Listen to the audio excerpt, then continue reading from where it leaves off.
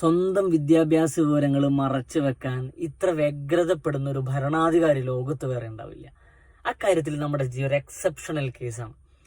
നമ്മുടെ പ്രധാനമന്ത്രിയുടെ അവസ്ഥ ഇതായല്ലോ എന്ന് ആലോചിച്ച് ഭാരതീയർക്ക് നാണക്കേടുണ്ട് എന്നേ ഉള്ളൂ. അതുപോലെ തന്നെ ഒരു രാജ്യത്തിന്റെ പ്രധാനമന്ത്രി ഞങ്ങളുടെ സർവകലാശാലയിൽ പഠിച്ചതാണ് എന്ന് സാക്ഷ്യപ്പെടുത്താൻ മടി കാണിക്കുന്ന ഒരു സർവകലാശാല ലോകത്തിൽ ഒരുപക്ഷെ ഡൽഹി യൂണിവേഴ്സിറ്റി മാത്രമേ കാണൂ. അല്ലെങ്കിൽ ഒന്ന് ആലോചിച്ച് നോക്കിയേ, നമ്മുടെ രാഷ്ട്രപതിയും നമ്മുടെ പ്രധാനമന്ത്രിയും അല്ലെങ്കിൽ മന്ത്രിമാരോ മറ്റു നേതാക്കന്മാരോ ഒക്കെ ഞങ്ങളുടെ സർവകലാശാലയിൽ പഠിച്ചതാണ് എന്ന് പറയാൻ എന്തോ ഒരു അഭിമാനം ഉണ്ടാവേണ്ടതാണ്. പക്ഷേ ഇയാള് ഈ യൂണിവേഴ്സിറ്റി പഠിച്ചതാണെന്ന് സാക്ഷ്യപ്പെടുത്താൻ അവർക്ക് എന്തോ നാണക്കേടാണ്. അല്ല, അവർ പറഞ്ഞിട്ടും കാര്യമില്ല, കയ്യിലിരിപ്പ് അങ്ങനെയാണല്ലോ. അല്ലെങ്കിൽ ഈ പറയുന്നത് നുണയാണ്. ഇതിപ്പോ അപ്പുറത്ത് ഹാർവാർഡിലൊക്കെ പഠിച്ചു വന്ന രാഹുൽ ഗാന്ധിയൊക്കെ പ്രതിപക്ഷ നേതാവായിരിക്കുമ്പോ അങ്ങനെ ഒരു അപകർഷത ഉണ്ടായിട്ടാണ് അവർക്ക് ഈ മനസ്സിലാവുന്നില്ല. നമ്മുടെ ചരിത്രം എടുത്തു പോയി കഴിഞ്ഞാൽ ഒരുപാട് ആളുകളുണ്ട് നമ്മുടെ ഇൻസ്റ്റിറ്റ്യൂഷണലൈസ്ഡ് ആയ സ്കൂളിംഗ് ഇല്ലാതെ കോളേജോ യൂണിവേഴ്സിറ്റിയോ ആക്സസ് ചെയ്യാതെ ഒക്കെ ഒരുപാട് വിവേകമുള്ള ആളുകളായി വളർന്ന് ഈ രാജ്യത്തെ നയിച്ചവർ സ്വാതന്ത്ര്യ സമരകാലത്തും സ്വാതന്ത്ര്യലബ്ധിയിലും തുടർന്ന് ഇങ്ങോട്ടുമൊക്കെ നാഷണൽ ബിൽഡേഴ്സ് എന്ന് പറയുന്നവരാണ്. അപ്പൊ അങ്ങനെ ഒരു മാതൃക ഉണ്ടാകുമ്പോൾ ഇത്ര അപകർഷത ഉണ്ടാവാൻ പാടില്ലാത്തതാണ്.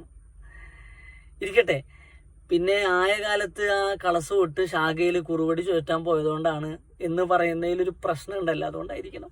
അത് അവർക്കും അറിയുന്നുണ്ടായിരിക്കണം. അതുകൊണ്ട് പ്രകാശ് രാജ് പറയണ പോലെ ഈ ആക്ടിങ് കരിയറിന് വേണ്ടി വിദ്യാഭ്യാസം തിരഞ്ഞെടുക്കാൻ പറ്റാതായി പോയതുകൊണ്ട് ഡിഗ്രി ഇല്ല, പക്ഷെ അത് തുറന്നു പറയുന്നതിൽ നാണക്കേടുമില്ല. പ്രധാനമന്ത്രി അങ്ങനെ ചിന്തിച്ചാൽ മതി.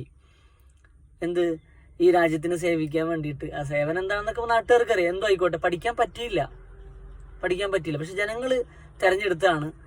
അതും പറയാൻ പറ്റാത്ത അവസ്ഥയായി ഈ വോട്ട് ചോരിയൊക്കെ വന്നതിന് ശേഷം. ഇതിപ്പോ എന്തൊക്കെയാണ് ഫേക്ക്? ഡിഗ്രി ഫേക്കാണ്, വോട്ടും ഫേക്കാണെന്നാണോ? വല്ലാത്തൊരവസ്ഥ തന്നെ അല്ലേ. ഇതൊക്കെ ആർക്കും മനസ്സിലാവുണ്ടെന്നറിയില്ല. ഇനി ഇതിനെ ന്യായീകരിക്കാൻ ആൾക്കാരുണ്ട് കേട്ടോ. അതാണ്, തലയിൽ ചാണകമുള്ള ഒരു വിഭാഗം ഇവിടെ ഉള്ളിടത്തോളം കാലം വലിയ സേഫാണ്.